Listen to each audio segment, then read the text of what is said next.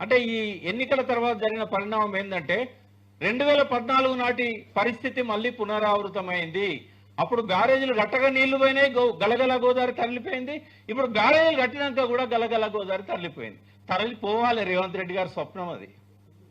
ఎందుకు అంటే మొక్కు తీర్చుకోవాలి కదా. తనను ముఖ్యమంత్రిని చేసింది ఎవరు? చిన్న పిల్లాడు అని చెప్తాడు తెలంగాణలో. కనీసం పోటీ కూడా పెట్టలేదు. ఆత్మగౌరవ నినాదంతో, తెలుగు ప్రజల ఆత్మగౌరవ నినాదంతో కాంగ్రెస్ కు వ్యతిరేకంగా పుట్టిన పార్టీ కాంగ్రెస్ క్యాండిడేట్లకు మద్దతు ఇస్తూ కనీసము పోటీ కూడా పెట్టని పరిస్థితి. అంటే ఆయన విజయోత్సవాలలో ఏ కలర్ కనబడ్డది మనకు? మరి ఆయన రుణం తీర్చుకోవాల్సిన బాధ్యత ఉందా లేదా రేవంత్ రెడ్డికి?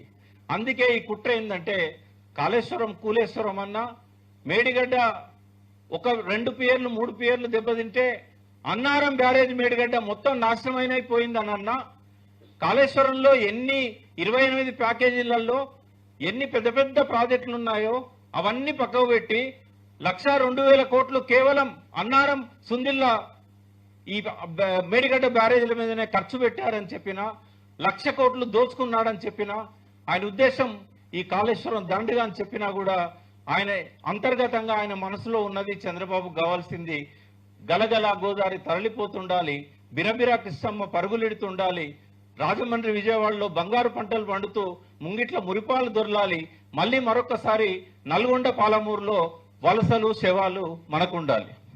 ఇది ఆ కుట్ర. సరే శ్రీధర్